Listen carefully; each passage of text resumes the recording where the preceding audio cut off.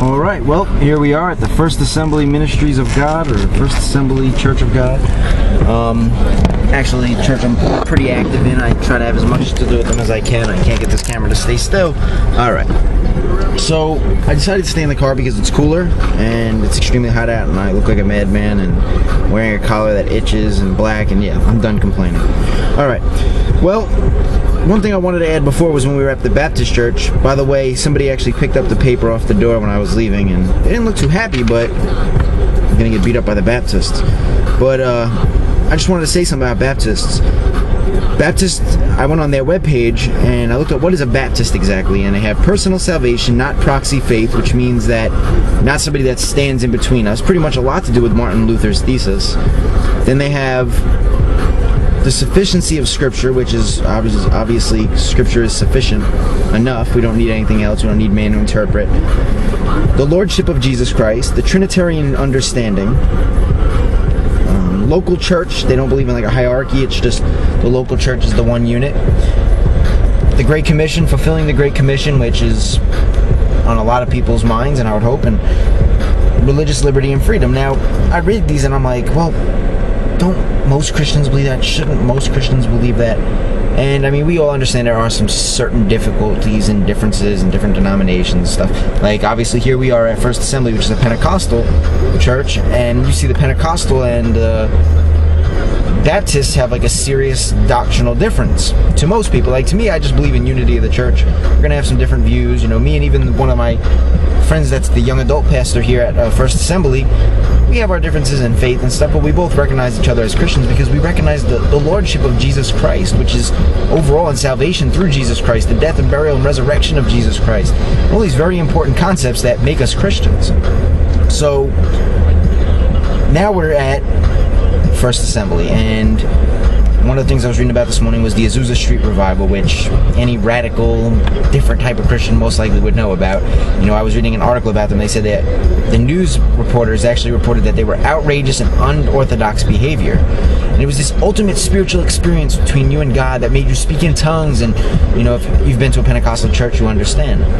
And, you know, that is one form and expression of God. I mean, we think of David getting crazy and throwing off his clothes and, you know, what was her name, Milka or somebody, disregard, I don't remember the name, but you know, his wife at the time, or one of his many wives, she gets upset, you know, and it reminded me, I'm like, wow, the newspaper is the wife of the church, like they're trying at least.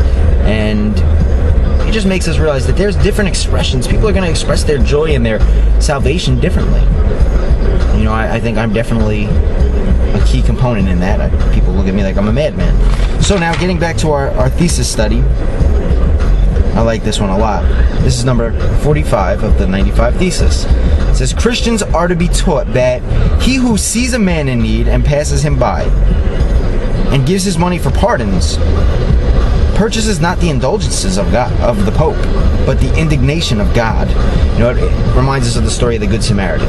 You know, these many people pass, and then this one guy that was the least likely to pass by, the Samaritan, who was like considered like disgusting, the total opposite of the Israelite people, he'd stop and he'd offer this man help and carry him and bring him to a place and pay for his lodging. And, you know, that's the love of Christians. You know, one of my famous sayings these past couple weeks is that we are people marked by truth and love.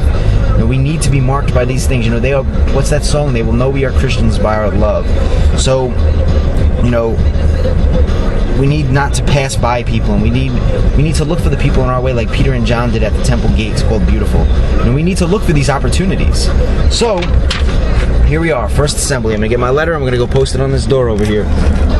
And to be honest, probably not gonna post it. I'm gonna probably paste it for the video, and then I'm gonna go and say hi to Pastor Alex and give him the letter.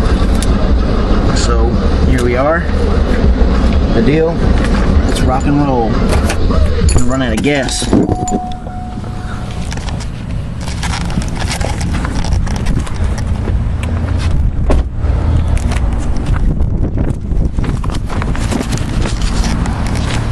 This is also the home of Master's Commission, which is a great ministry of evangelists that are looking to fulfill the Great Commission. So